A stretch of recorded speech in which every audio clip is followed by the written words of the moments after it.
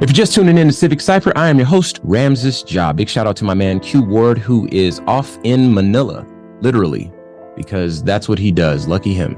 But I'd like to also say lucky me, because I am here with the brilliant mind that is Affo. And I'm also here with a good friend of the show and a fellow activist once upon a time and a fellow do-gooder and one of my favorite people, Leanna Taylor. And we are having a conversation about generational trauma that I feel is very important for you to stick around for the second half of the show and listen to and learn from the conversation that we're having today. So far, it's been very informative. And I know we're not going to cover everything, but we'll definitely be sure to leave you with some connective tissue so you can do some independent studies and hopefully create a link with you, Yes. And the work that you're doing. But for now, we have to take a pause and teach you a new way to become a better ally. BABA, Baba. And today's Baba is sponsored by Friends of the Movement. You can sign up for the free voter wallet from FOTMglobal.com to support Black businesses and allied businesses, as well as make an impact with your spending. Again, that's FOTMglobal.com. All right. I want you to check out healhistoricaltrauma.com. And you can become a historical trauma specialist with a certification from Affo. Cultural competence begins with respecting generational trauma. All right. This is the only entity offering a comprehensive 48-hour historical trauma specialist certification program. The program is broken into 6 levels and is built on a foundation of BIPOC cultures and neurobiology. It is taught from a multicultural perspective, injecting traditions and ideology from various cultures from around the world. This inclusive study relies on the ancient tradition of storytelling, visual art, and interconnected relationships to intentionally explore difficult topics. The indigenous teaching methods are woven with current academia and research, along with coveted knowledge from medicine women and men, traditional historians, and cultural leaders from various African, Native American, Aboriginal, and Asian communities to solidify the following topics: indigenous wellness, historical, collective, and intergenerational trauma, epigenetics, colonization, structural racism, race-based traumatic stress, anti-racist detachment, cultural attachment theory. The list goes on. For more information, visit healhistoricaltrauma.com and get your certification as a historical trauma specialist. And if nothing else, again, healhistoricaltrauma.com. It'll give you some insights, some tangible stuff, some shareable stuff that you can use outside of radio and outside of the podcast, wherever it is you're listening to this content, that you can take with you or share with other people who might benefit from it. All right, back to the lecture at hand. To quote Snoop Dogg, I'm chomping at the bit. Yes. Okay. I've been waiting to be able to say this. I'm blown away that you use, we're aligned in a lot of ways. Okay. Right. But yeah, we are. I'm blown away that you use this example of the barrel of laughs. Collectivist people from collectivist cultures have what some scientists call the funny bone gene. Okay. I won't get too sciencey because then I'll lose you. Okay. No, but I'm gonna explain it without all the science. But our genetics are different, and we have this gene for laughter and for humor. So when we are in environments where we're not able to laugh and have collective humor, it disturbs our neurological regulation. There's parts of the brain that are designed for us to laugh collectively. Every single thing that you mentioned, that you said, well, you were quoting someone and you said, well, we had these barrel of laughs, but then we also bounced babies on the knee, and we had interconnected relationships, and we got together, and all of those things. All of those things, as human beings, we're wired for that. So when we have interconnectedness and we have relationships, it allows our brain to release the feel goods into our system, right? The dopamine, the serotonin, the oxytocin, the things that make us feel good, make us feel joy, pleasure, safety.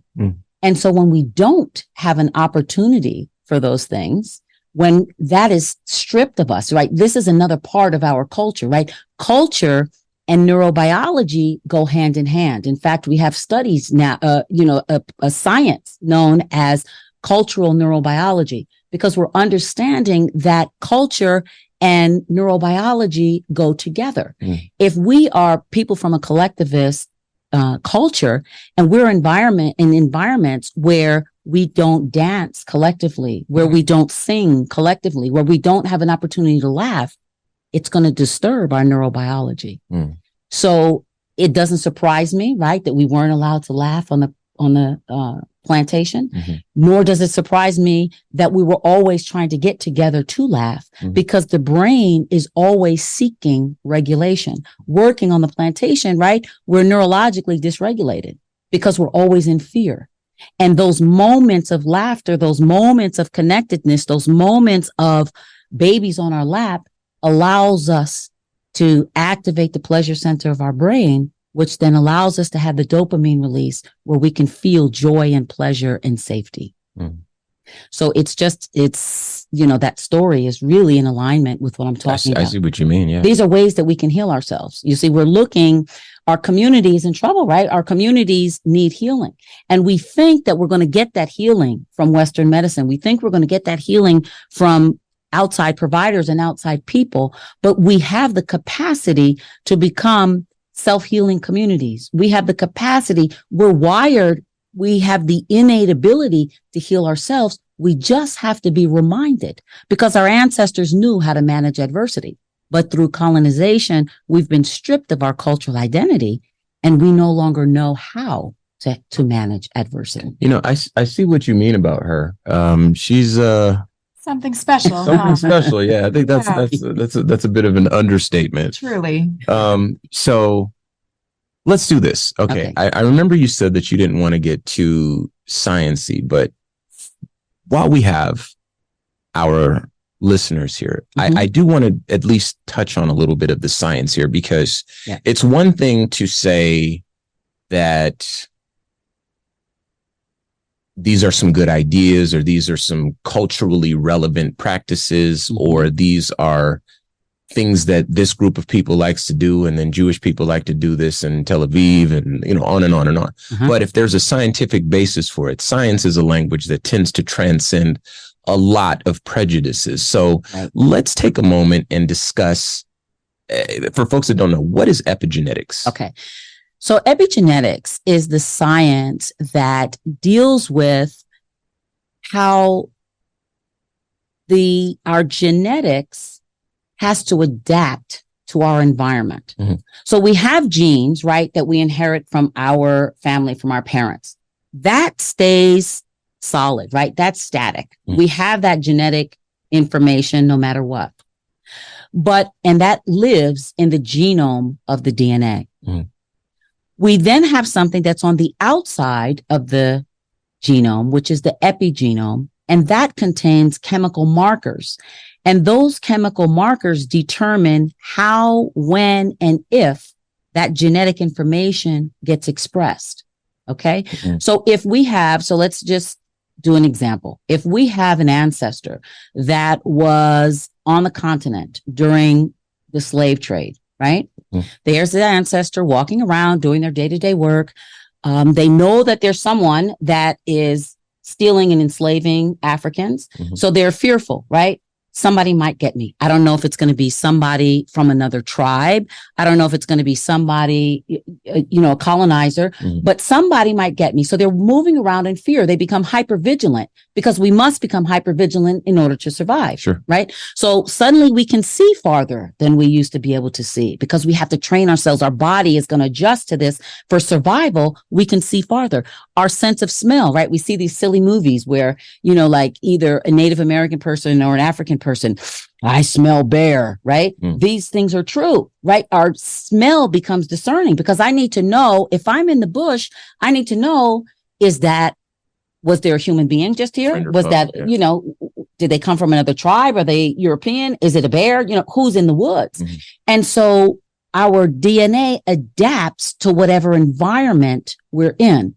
When that adaptation happens, it can be passed, the adaptation of, let's say, hypervigilance can be passed one generation to the next for potentially 14 generations.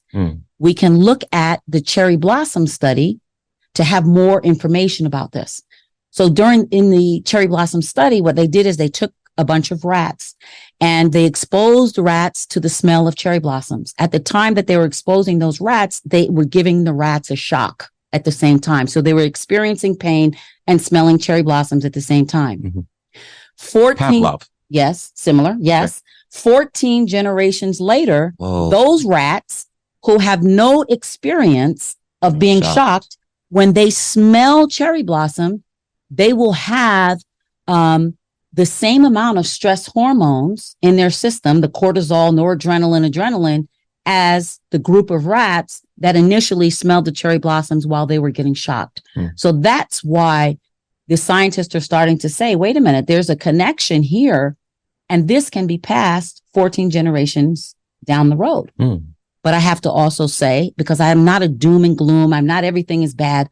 This is wonderful information. This is fantastic to know, right? As traumatic as it is for us that potentially we have all this trauma, and trauma is cumulative. So we have the potential of all this accumulated trauma. But at the same time, we have the potential to pass love and positive experiences and benevolence, all those things 14 generations forward. This is healing our communities. I love that. I wish my dad was alive still. He would like to hear you say that. That was very special. Thank you for saying that. That was very welcome. Thank you. You're welcome. I needed to hear that. Okay. 14 generations. Yes.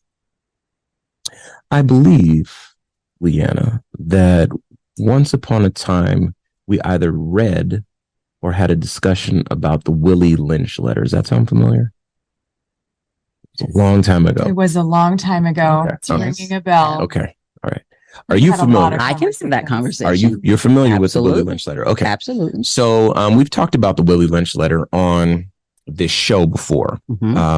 But if you missed that episode, I have to give you a little bit of background information. So there was a letter that was purported to have been written by a slaver in the Americas who really taught or really established a framework for breaking a slave in the way that you would break a horse. You would break them from their natural state, which is the state of human, and you would cause them to devolve into a subservient lesser state of humanity.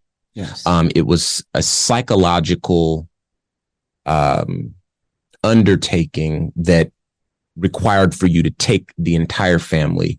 And I have to say this because I need to retain my journalistic credibility here. Yes. That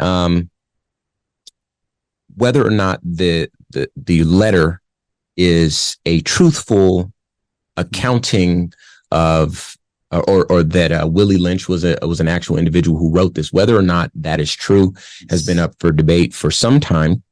But the Library of Congress has chronicled the Willie Lynch letter nonetheless. And so it even if it is a work of fiction, it gives insight into actual practices that took place during slavery. Now, if you've never heard of the Willie Lynch letter, for Black people, in particular, Black people in the world of academia, it's a letter that we use. And for those that listen to hip hop like me, you might hear it come up in like a Talib verse or, Mos Def, those type of people. But read it. It's called How to Make a Slave. Okay. The reason I'm referencing this right now and giving you such a background on it is because, it is a subject of conversations, for those of us who are Black, and are trying to combat things that have been leveled against our community, initiatives and so forth, the disenfranchisement and kind of the psychological state of our people. And so this has kind of been, I don't want to call it a guidepost, but sort of a reference point. We'll call it that. Now, in this letter, toward the end, funnily enough, it uses the word self-refueling, which is part of why the the letter is debated because the word refueling wasn't used popularly way back when the letter was supposed to have been written. But self-refueling, I want you to keep that word in mind. In the letter, it says, if you implement these things the way this letter instructs, if you take the black man away from his woman with the children present, and you tie him to 4 horses and you send the 4 horses in 4 directions and tear his body apart, then you take another black man and you tar and feather him and beat him to the point of death. Do this in front of the black woman, and she will raise her children in reverse roles. You need to read it, but this is the quick and dirty version of it. If she raises her children in reverse roles, she will be subservient, but she will be the one that negotiates with you. Her daughter will be subservient, and he will negotiate with you. Her son will be paralyzed in fear and will eat out of the palm of your hand. More or less, this is kind of what is said. Right. And this is where you end up getting the black mama trope, like, you ain't gonna come over here with all that, that sort of attitude, and, what else? Angry black woman, that sort of stuff. These things are kind of built off of this psychology that's in this letter.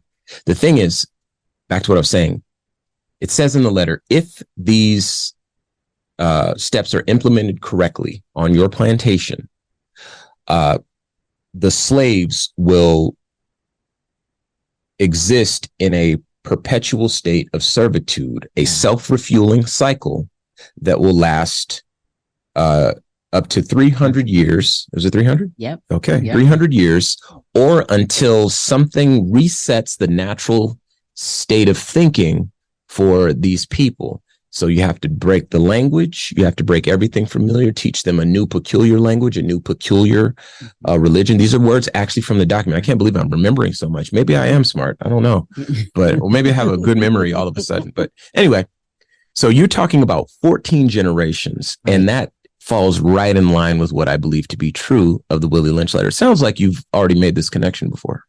I have. And the thing about the Willie, well, no, I mean, it's part of what I lecture in my course. Okay. Well, we talk about, yes, okay, cool. The Willie, because we see so much of those things still in our communities, in our Black communities. Sure. Mm-hmm. Right. And so we're talking about a few things there, right? We're talking about what's happening neurobiologically. Mm-hmm. You're living in fear all the time. You're constantly in fear. You're seeing violence. You're, constantly witnessing violence. You're always in fear. It changes your neurobiology. If we're always in fight or flight response, right? Fight or flight, we know what fight or flight is because everybody's always talking about it, right? But we're wired for that. If we're walking along in the woods and we see a bear, we're wired so that either we fight the bear, we run like we've never run before in our lives, or we drop on the ground and play dead before we can even think about it, because that's how we're wired for survival. Mm-hmm. If we're fighting the bear, we become very, very aggressive, right? Because we have cortisol and noradrenaline and adrenaline and all of these, a whole cocktail of stress hormones in our system that's going to cause us to be aggressive, cause us to be hostile, controlling, agitated, violent, because we need to survive. If we have generations, right, and we'll go before the Willie Lynch letter, right? We're going to go all the way from our ancestor that was on the continent waiting to be stolen, right? So we have the fear that's there. We have the trauma that's there. We have the trauma of once they get caught, the trauma of the dungeons that they waited in, chained together, defecating and urinating on one another. And then all the people that died. Then the trauma of walking down that last road before they got onto the boat. And then the trauma of some of our ancestors drowning themselves in defiance, refusing to get on that boat and watching that happen. And then surviving the Middle Passage, right? All of this is accumulated trauma. Then we get to the new land. We're put on the auction blocks. We have the trauma of that.